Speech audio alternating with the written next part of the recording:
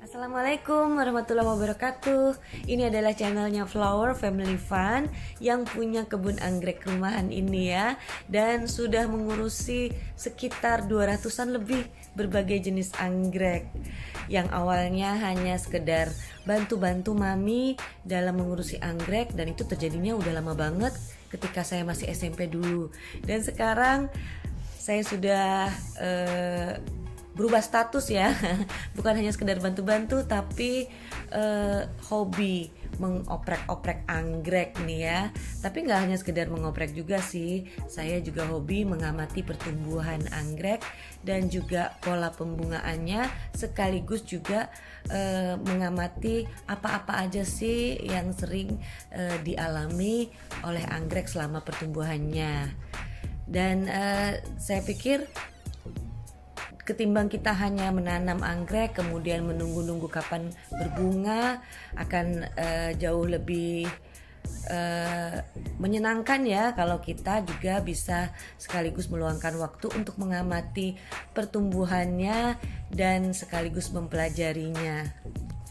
Oke, di video kali ini saya bermaksud untuk mempotting anggrek dendrobium ini ya. Nah, ini sudah dalam keadaan nggak ada potnya karena jatuh ya ibu-ibu. Jadi media tanamnya sudah pada berantakan, kemudian potnya juga sudah pecah, maka saya harus menanam kembali nih di potnya yang baru. Dan ini sekaligus ya saya ingin berbagi juga tentang perakaran anggrek. Di depan kita ini dendrobium dengan akar yang lumayan masih sehat ya, tapi juga nggak dalam kondisi yang sangat baik juga karena saya baru sempat mempottingnya sekarang nih. Ini kejadiannya 2 hari yang lalu nih ya jatuhnya, jadi lumayan agak kering ya sekarang akarnya, tapi relatif aman. Pembusukan akarnya juga nggak terlalu banyak, jadi saya nggak perlu banyak membongkar akarnya.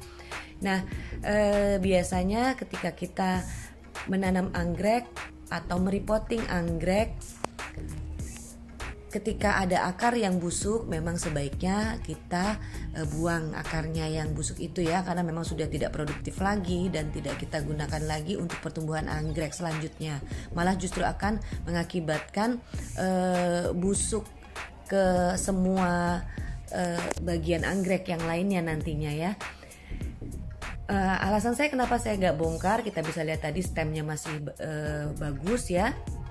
Artinya di dalam stemnya juga terdapat sisa-sisa nutrisi.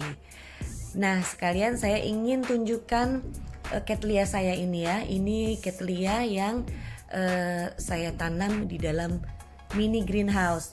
Buat yang baru pertama kali berkunjung ke Flower Family Fun, boleh dicek video Flower Family Fun yang berjudul metode mini greenhouse. Di situ saya menanam anggrek yang tanpa akar. Dan alhamdulillah setelah kira-kira hampir 2 bulan di dalam mini greenhouse, Cattleya ini sudah menumbuhkan keki dan menumbuhkan akar yang segar-segar seperti ini ya.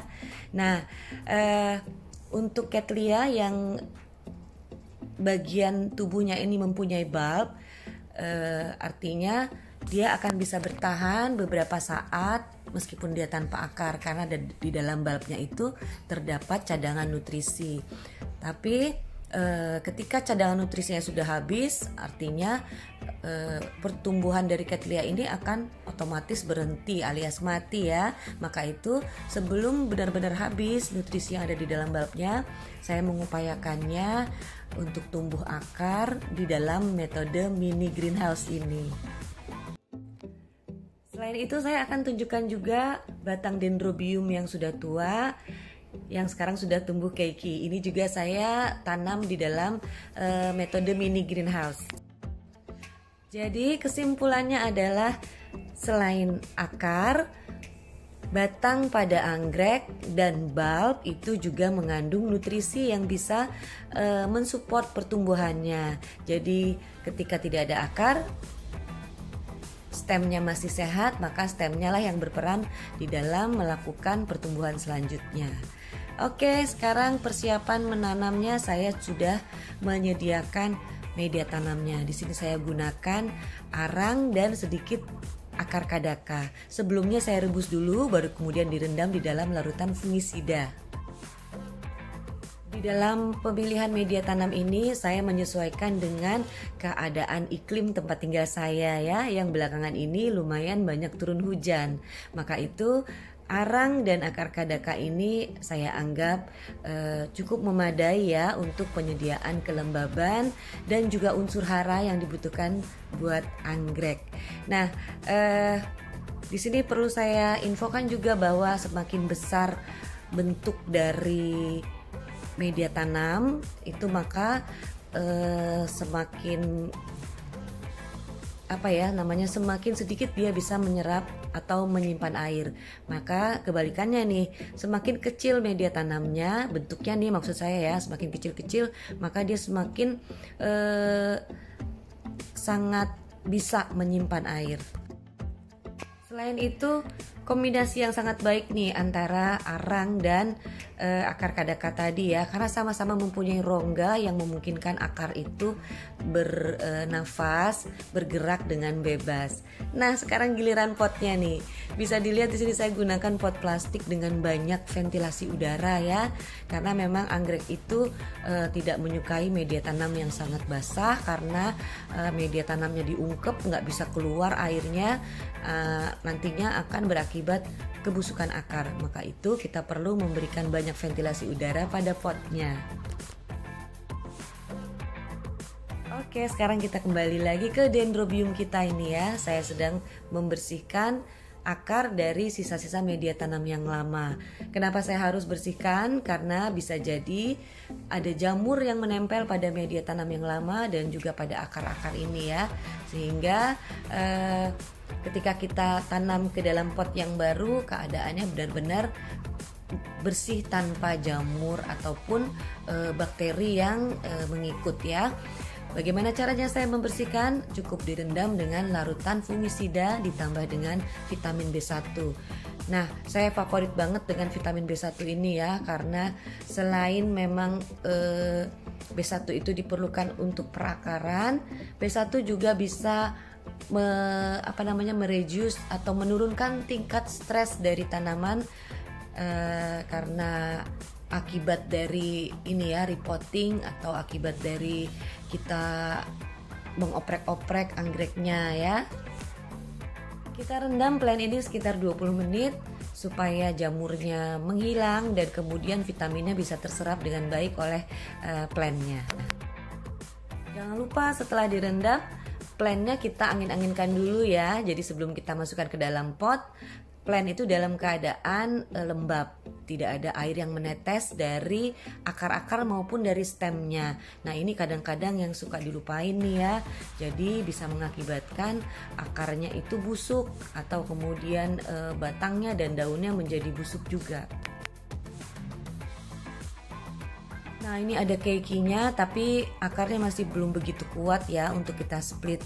Maka nggak saya bongkar dari plant utamanya. Nah, di dasar pot sudah kita tambahkan styrofoam. Ini gunanya sebagai pengganjal ya sebenarnya, tapi pengganjal yang aman, yang tidak menyimpan air. Biasanya sih saya pakai batu, cuma karena persediaan batunya menipis, maka itu saya gunakan styrofoam. Kemudian saya mulai memasukkan arang ya, dan jangan lupa arang tadi setelah kita rebus dan kita rendam di dalam fungisida, kita angin-anginkan juga. Jadi semua semua bahan yang kita masukkan ke dalam pot itu benar-benar dalam keadaan yang setengah kering, sehingga ini menghindari tanaman kita itu busuk. Jadi susunannya adalah paling dasar styrofoam sebagai pengganjal supaya di dalam pot itu tidak terlalu padat ya dengan arang maupun akar kadaka. Kemudian di atasnya styrofoam kita mulai masukkan arang, baru setelah arang paling atas itu adalah akar kadaka ya. Saya hanya gunakan sedikit dan Kalau untuk menjaga supaya plantnya itu stabil, boleh ditambahkan tumpukan batu di paling atas atau bisa digunakan kayu penopang ya. Karena perlu diingat kestabilan plant di dalam pot itu sangat mempengaruhi kesuburan. Karena ketika plantnya itu nggak stabil alias oglek, maka tanaman kita itu terganggu ya, bisa mengakibatkan daunnya kuning atau bahkan lama-lama menjadi busuk. Alhamdulillah selesai sudah saya potting dendrobium. Dan perlu diingat, nggak perlu kita siram. Keesokan harinya aja baru kita siram seperti biasa. Dan pemupukan juga setelah seminggu deh ya, baru kita boleh mengaplikasikan pupuk. Terima kasih sudah bersama Flower Family Fun. Semoga ini bermanfaat. Jangan lupa subscribe, like, comment, dan share. Terima kasih. Wassalam.